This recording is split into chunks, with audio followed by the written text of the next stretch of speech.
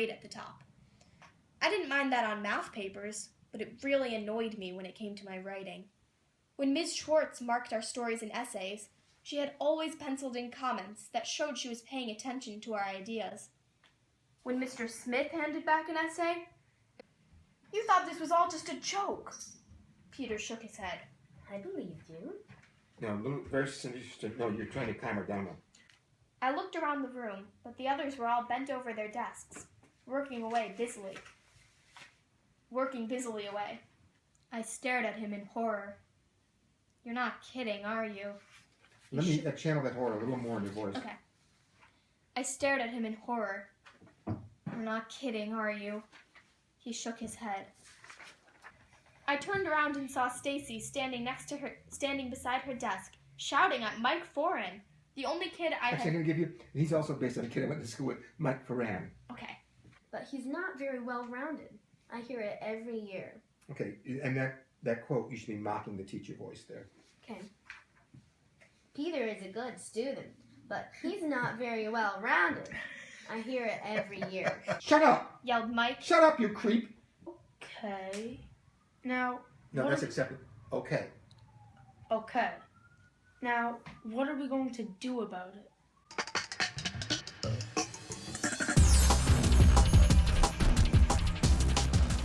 I played the Prince in Little Mermaid. So I played Amaryllis in The Music Man twice. Willy Wonka and the Chocolate Factory. That was probably my favorite role. I've played Bert Healy in Annie. We did The Little Mermaid at our school this year, and I played Ariel. I've been a Canadian goose. So I was the person who stopped the huntsman from cutting a pig's heart and giving it to the queen, because I was the natural resource man. If you see Mr. Smith coming, run up on the porch and pound on the door to give us a warning. Then run for your life. Then run for your life. Okay. Then run for your life. Duncan nodded seriously. Home opened.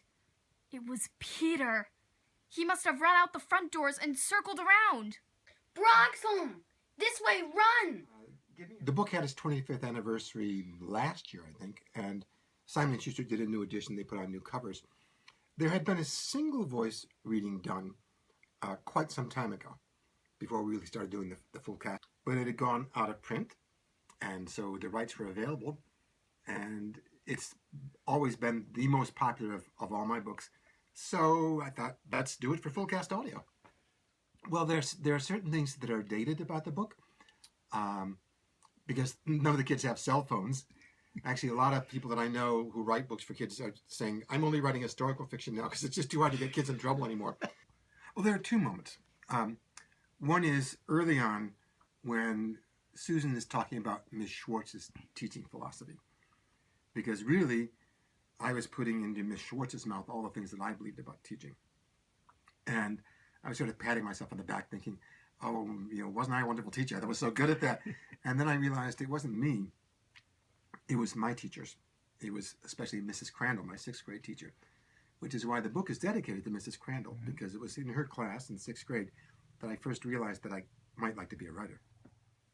I also kind of understand he doesn't have any friends and stuff, because at some periods I'm friends with everybody, and then some periods I'm just I don't want to be friends with you. I don't want to be friends with you. I don't want to be friends with you. So I understand his heartache. Yeah, I kind of see myself as Susan Simmons sometimes. I mean, like I said before, I'm definitely not as brave as her, and I don't think I would really have the courage to, go up to my teacher and pull off his face, but there's that. But she likes playing her instrument, and I love playing instruments, and she's all into words, and I like learning new words, and I use them all the time and stuff. Not like Nancy or Evan. I don't really see myself in Duncan. Not really a bully. Don't push people around. And I like to read. I don't like skipping school. I've never skipped school before, so I have no idea what that would be like. But I can kind of see the other side of him. I guess even know what that is, but yeah, but I guess I can kind of, if I shift my perspective, I can kind of think like him, but I wouldn't relate myself to him. I'm not very similar to him, but that's what acting is, really. So, gotta change your personality to the character, not vice versa.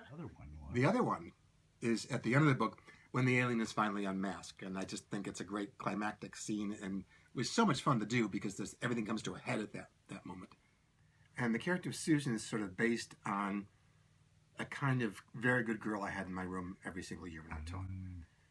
And the character of Peter is more specific, but there was always a science fiction geek boy in the room.